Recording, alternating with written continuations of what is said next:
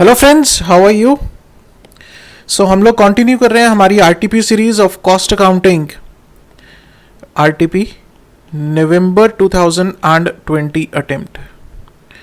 और हमारे पास जो क्वेश्चन है, question number 6, that is on reconciliation of cost and financial records, right.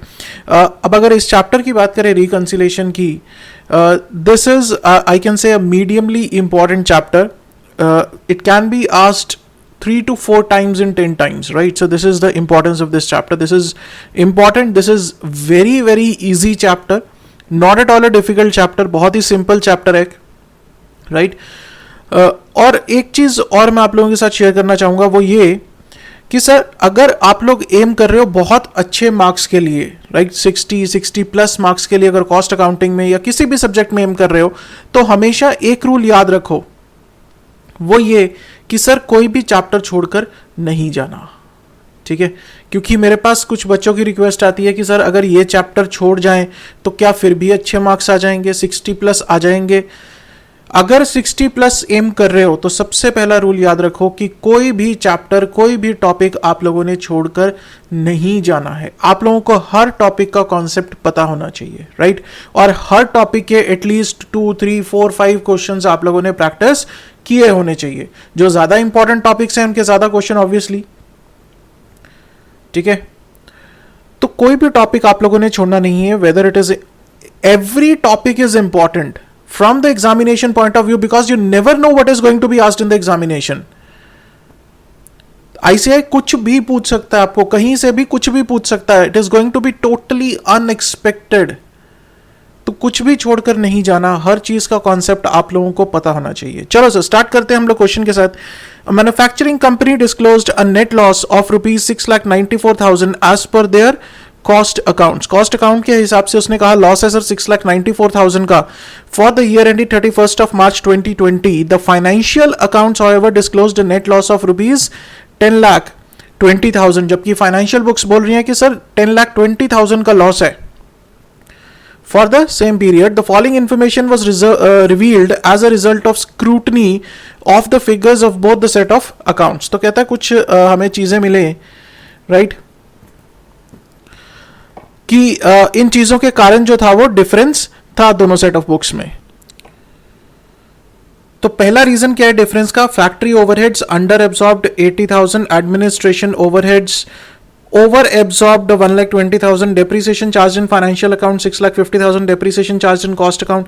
तो इस तरह से आप लोगों को ये डिफरेंसेस दे दिए. और उसने कहा प्रिपेयर मेमोरेंडम रिकंसिलिएशन अकाउंट. उसने स्टेटमेंट नहीं मांगी, उसने क्या मांगा?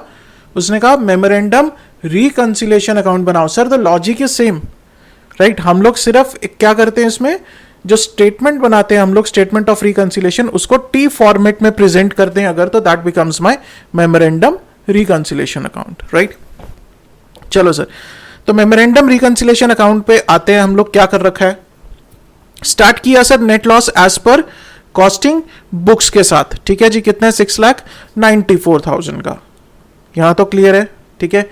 तो हमने इसको नेट लॉस लिया एज पर कॉस्टिंग बुक्स. हम लोग कॉस्टिंग से स्टार्ट कर रहे हैं और हम लोग कहां पे पहुंचेंगे? फाइनेंशियल बुक्स पे पहुंचेंगे. क्या सर हम लोग रिवर्स स्टार्ट कर सकते हैं? बिल्कुल कर सकते हो, आप लोग रिवर्स भी स्टार्ट कर सकते हो, कोई दिक्कत नहीं है, ठीक है.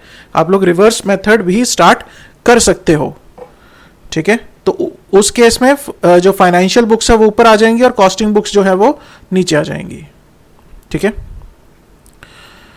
चलो सर, अब एक एक आइटम को स्टार्ट करते हैं हम लोग. Factory overheads under absorbed. अब एब्सॉर्प्शन कहां पे करते हो आप लोग? कॉस्टिंग बुक्स में या फाइनेंशियल बुक्स में? सर जो एब्सॉर्प्शन करते हैं हम लोग कॉस्टिंग बुक्स में करते हैं. अंडर एब्सॉर्ब्ड का मतलब क्या है कि सर 80,000 का जो एक्सपेंडिचर था हमने वो कॉस्टिंग बुक्स में नहीं लिया, जबकि फाइनेंशियल बुक्स में ले रखा है. मतलब क्या कि सपोज करो कि एक एक्सपेंडिचर था 2 लाख रुपीस का, हमने फाइनेंशियल बुक्स में जो दिखा रखा है दैट इज 2 लाख रुपीस, जबकि मेरी कॉस्टिंग बुक्स में वही एक्सपेंडिचर जो है वो 1,20,000 का दिखा रखा है मैंने. Are you getting it? तो क्या होगा सर, इससे जो मेरा कॉस्टिंग बुक्स का प्रॉफिट है वो ज्यादा होगा, राइट. इसका इंपैक्ट क्या होगा? क्योंकि मैंने एक्सपेंडिचर नहीं लिया तो इसका जो इम्पैक्ट होगा वो ये होगा कि सर जो मेरा प्रॉफिट है वो ज्यादा होगा, या मैं कह सकता हूं कि जो लॉस होगा वो मेरा कम होगा in comparison to financial books. ठीक है ना, क्योंकि मैंने यहां पे एक्सपेंडिचर कम ले रखा है, तो मेरा प्रॉफिट ज्यादा होगा या मेरा लॉस कम होगा, एक ही बात है। ठीक है ना, तो मुझे क्या करना पड़ेगा, मुझे अब क्योंकि कॉस्टिंग बुक्स को फाइनेंशियल बुक्स के हिसाब से बनाना है, तो मुझे इस लॉस को इंक्रीज करना है बाय 80,000। तो मैं क्या करूंगा, जो लॉस लिया था उसमें मैं इंक्रीज करूंगा 80,000 को to factory overheads under absorbed in the cost accounts to the extent of 80,000। Clear है? चलो सर आगे बढ़ते हैं, ये हम लोगों ने कर लिया। उसके बाद आया administration overheads over absorbed bye 1,20,000। हमने ज्यादा एक्सपेंडिचर ले रखा है, तो हमारा जो लॉस है, कॉस्टिंग बुक्स का लॉस है, वो भी ज्यादा होगा बाय 1,20,000। तो उसको हम लोगों ने अब कम करना है to reconcile with the financial books. ठीक, तो हमने क्या लिया, administration overheads over recovered in cost accounts 1,20,000, जिससे कि मेरा जो कॉस्टिंग बुक्स का लॉस है वो कम हो जाएगा। ठीक, आगे बढ़ते हैं सर।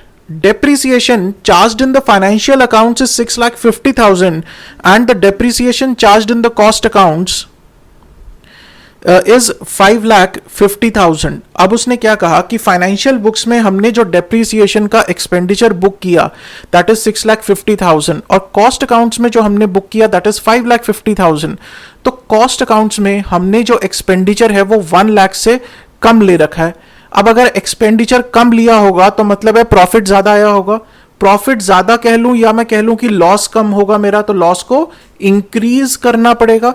इंक्रीज करना है 1 लाख रुपीज से, तो मैं डेप्रिसिएशन यहां पर लूंगा 1 लाख रुपीज से under charge in the cost accounts. Right, जितनी भी आइटम्स प्लस होंगी उनको मैं डेबिट साइड पे लूंगा, और जितनी भी माइनस होंगी उनको मैं क्रेडिट साइड पर लूंगा, बस। ठीक, सिंपल। चलो सर, डेप्रिसिएशन हो गया। उसके बाद आया interest on investments not included in the cost accounts 1,92,000। कोई इन्वेस्टमेंट थी, उसके ऊपर इंटरेस्ट था, वो 1,92,000 हम लोगों ने जो इनकम थी वो नहीं ले रखी। Right, this is an income. तो इसका मतलब है आपका जो लॉस होगा वो ज्यादा होगा बाय 1,90,000, क्योंकि ये क्या आपकी इनकम है। आपने इनकम ही बुक नहीं की तो आपका प्रॉफिट कम होगा या लॉस ज्यादा होगा, एक ही बात है ना। तो उसको यहां पर आ जाएगा 1,92,000 का लॉस कम हो जाएगा। आगे बढ़ते हैं सर। इनकम टैक्स प्रोवाइडेड 1,08,000, ये कहां पर प्रोवाइडेड होगा सर? इनकम टैक्स कहां पर प्रोवाइडेड होगा? फाइनेंशियल बुक्स में। ये इंप्लाइड है सर, क्योंकि इनकम टैक्स कौन प्रोवाइड फॉर करेगा, फाइनेंशियल बुक्स या कॉस्ट अकाउंटिंग डिपार्टमेंट करेगा? Sir obviously financial accounting department करेगा, कॉस्ट अकाउंटिंग का ये काम ही नहीं है। सिंपल, समझ में आता है ना। तो मतलब क्या है कि फाइनेंशियल बुक्स में 1,08,000 का हमने इनकम टैक्स का खर्चा डाल रखा है, जबकि कॉस्ट बुक्स में हमने वो खर्चा नहीं डाल रखा। तो कॉस्ट बुक्स में अगर कोई एक्सपेंडिचर नहीं डाल रखा तो हमने अपना प्रॉफिट ज्यादा शो किया है या लॉस कम शो किया है, यही है। तो हमें इसे बढ़ाना पड़ेगा, क्योंकि लॉस है तो लॉस को बढ़ाना पड़ेगा सर, इनकम टैक्स। उसके बाद interest on loan funds in the financial accounts 4,90,000। Financial accounts में एक इंटरेस्ट लोन लिया था, उसके ऊपर इंटरेस्ट पे किया 4,90,000 का, जो कि कॉस्ट अकाउंट्स में नहीं लिया। फिर से एक्सपेंडिचर नहीं लिया तो लॉस मेरा जो है वो इंक्रीज करना पड़ेगा मुझे। ठीक, transfer fees credited in the financial books 48,000। Credit in the financial books का मतलब क्या है कि ये आपकी इनकम है। आपने एक इनकम फाइनेंशियल बुक्स में बुक कर रखी है लेकिन कॉस्ट बुक्स में नहीं ले रखा उसको, तो इसका मतलब है कॉस्ट बुक्स में अगर इनकम लेते तो मेरा लॉस कम होना चाहिए। तो लॉस को कम करने के लिए मैं इस इनकम को क्रेडिट करूंगा। ठीक है जी, चलो आगे बढ़ते हैं। Stores adjustment credited in the financial books, again फिर से कुछ क्रेडिट कर रखा है 28,000 का फाइनेंशियल बुक्स में, जबकि कॉस्ट बुक्स में क्रेडिट नहीं कर रखा, तो उससे हमारा जो लॉस है वो ज्यादा आ रहा होगा, उसको कम करना पड़ेगा सर 28,000 से। ठीक, dividend received, dividend received again कहां पर शो किया होगा? अगर नहीं भी बोल रहा सर, वो इंप्लाइड है कि ये हमने फाइनेंशियल बुक्स में शो किया होगा 64,000 का, जबकि कॉस्ट बुक्स में ये इनकम को नहीं बुक किया होगा। तो अब किस में करेंगे, कॉस्ट बुक्स में करने के लिए इसे हम क्रेडिट करेंगे और आपका जो बैलेंसिंग फिगर आएगी that will be net loss as per the financial books. ठीक है, सिंपल था, बहुत ही आसान क्वेश्चन था सर। ये क्वेश्चन अगर आएगा, अगर आया पेपर में, तो ये सर 5 मार्क्स का क्वेश्चन जो है वो आ सकता है। ठीक है सर, कितने चांसेस हैं कि रिकंसिलेशन आएगा? तो 40% के आसपास चांसेस है कि रिकंसिलेशन आ सकता है। Right, it has been asked in the previous attempt, अभी रिसेंट अटेम्प्ट्स में ही ये पूछा भी गया है। रिकंसिलेशन का क्वेश्चन 5 मार्क्स में पूछा गया सर। ठीक, तो ये मेमोरेंडम रिकंसिलेशन जो है वो 5 मार्क्स में बनाने के लिए आ सकता है। बहुत ही सिंपल सा टॉपिक है सर, बहुत ही इजी है, और इसमें मैंने देखा even in the test series I have seen की बहुत ज़्यादा स्टूडेंट्स जो है वो गलती नहीं करते। और एक चीज़ इंपॉर्टेंट गाइस जो आप लोगों के साथ शेयर करना चाहूँगा वो ये कि हमारी 15 डे चैलेंज सीरीज जो है वो फिर से स्टार्ट हो गई है। कॉस्टिंग एफएम की 26 सितंबर से स्टार्ट हो रही है। रजिस्ट्रेशंस आर ओपन, तो रजिस्टर कर सकते हो, पूरा फायदा उठाओ टेस्ट सीरीज का, जिससे कि गलतियां अभी पता चल जाएं, एग्जाम में गलती हम लोग अवॉइड कर सकें। उसमें पर्सनलाइज्ड चेकिंग होगी। आप लोग हमारी वेबसाइट पर जाकर रजिस्टर कर सकते हो, और वेबसाइट का लिंक कहाँ पे मिलेगा सर? इस वीडियो के डिस्क्रिप्शन में आप लोगों को वेबसाइट का लिंक मिल जाएगा। राइट, सो आप लोग वहां से वेबसाइट पर जा सकते हो। That was one important information that I wanted to share with you people. Right, so see you guys in the next lecture with the next question. That's all for this lecture. Thank you so much.